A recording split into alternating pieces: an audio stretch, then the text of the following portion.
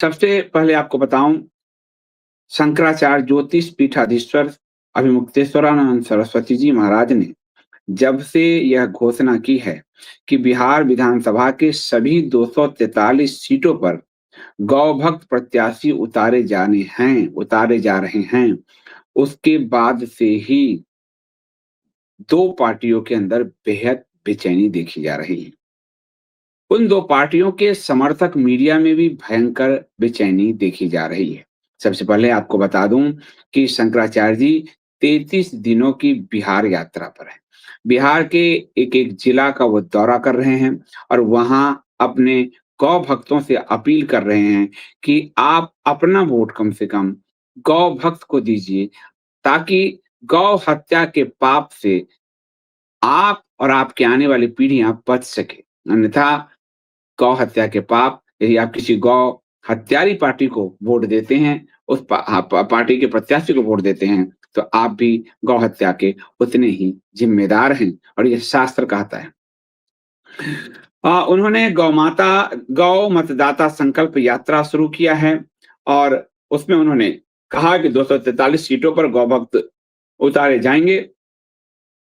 साथ ही उन्होंने कहा कि वो खुद उन प्रत्याशियों का चुनाव प्रचार करेंगे और उन्होंने कहा कि वो गौ हत्या बंद कानून बनाने के लिए एक बड़ा आंदोलन करेंगे और सबसे बड़ी बात कि यह भारत की सनातन परंपरा में है। करपात्री जी महाराज ने इंदिरा गांधी की सरकार को हिला दिया था गौ हत्या पर कानून बनाने के लिए, गौ हत्या बंदी के लिए।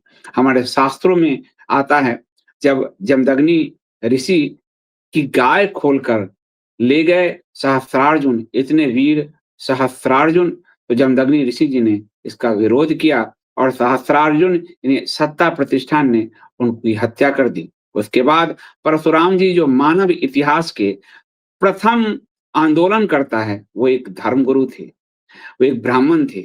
इसलिए जो आज सवाल उठा रहे हैं, कई मीडिया को मैं देख रहा हूँ कि शंकराचार्य राजनीति में क्यों हस्तक्षेप करेंगे, वो राजनीति में क्यों जाएँगे?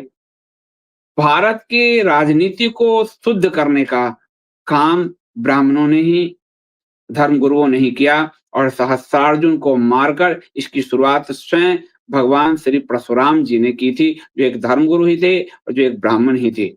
इन शंकराचार्य जी की परंपरा में इनके जो गुरु हैं, वो करपात्री जी महाराज ने जो राम रक्षा दल बनाया था, उसके अध्यक्ष स्वयं इन शंकराचार्य जी महाराज के गुरु स्वरूपानंद सरस्वती जी महाराज ब्रह्मलीन शंकराचार्य जी रहे हैं और उन्होंने आज़ादी की भूमिका में अपनी भूमिका निभाई है।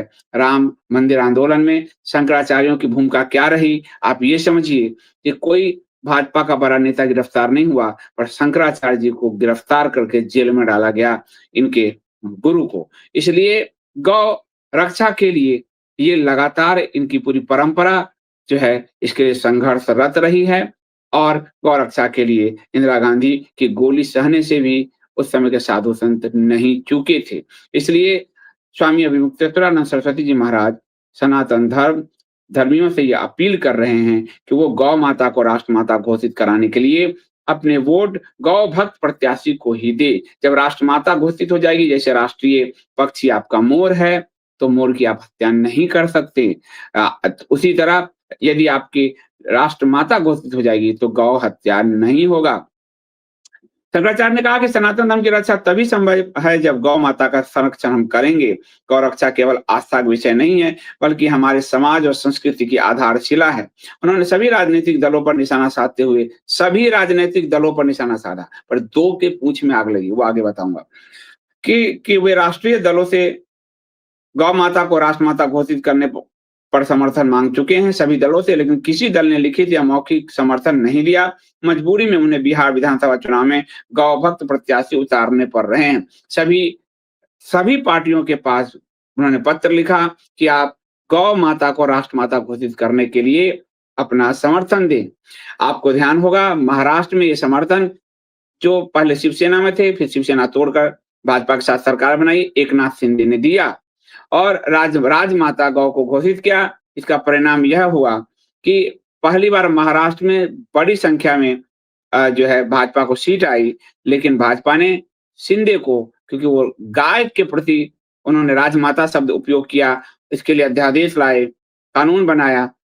तो शिंदे को पद से हटा दिया गया और अपने जो है आपको देवेंद्र फडणवीस को मुख्यमंत्री बनाया गया। तो वर्तमान सत्ता प्रतिष्ठान गाय के नाम पर सिर्फ वोट चाहती है, लेकिन वो गौ रक्षक को गुंडे कहती है। खुद प्रधानमंत्री गौ रक्षकों को गुंडे कह चुके हैं। सभी राज्यों को गौ रक्षकों के लिए डोजियर बनाने की बात कह चुके हैं और अखलाक जैसों के लिए जार-जार आंसू वो बहा चुके हैं। गौ रक्षक मोनू मानेसर को गिरफ्तार करने वाली खुद हरियाणा की पुलिस थी, राजस्थान की पुलिस, हरियाणा की पुलिस और आप देखिए कि हरियाणा में भी भाजपा, राजस्थान में भी भाजपा। बिट्टू बजरंगी गौरक्षक जो खुद भाजपा संघ से जुड़ा हुआ है, उसके भाई को गौ तस्करों ने जिंदा जला दिया, कोई कार्रवाई नहीं हुई।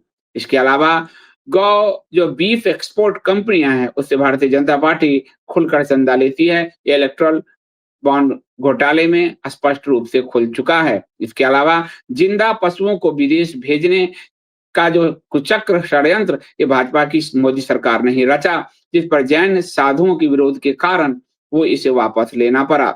इसके अलावा गाय का मांस के निर्यात भारत में प्रतिबंधित है, लेकिन पहली बार मोदी सरकार में ही मिथुन वंशीय गोवंश को के मांस को निर्यात की अनुमति दी गई है और बीफ एक्सपोर्ट में भारत नंबर 2 हो चुका है। जिस संघ विचारधारा से प्रधानमंत्री मोदी और मोदी की सरकार आती है, उसके जो प्रमुख है मोहन भागवत सामाजिक समरसता के लिए गौ मांस खाने की वकालत कर चुके हैं। इसके अलावा संघ से आने वाले मनमोहन वैद्य ने खुलकर कहा था कि नॉर्थ ईस्ट में उनके 30,000 स्वयंसेवी यानी स्वयंसेवक कार्यकर्ता गौ मांस खाते हैं। ये नॉर्थ ईस्ट में ईसाइयों की आड़ लेकर खुद गोमांस खाते हैं, ये खुद इनके नेता कह चुके हैं, स्पष्ट तौर पर कह चुके हैं।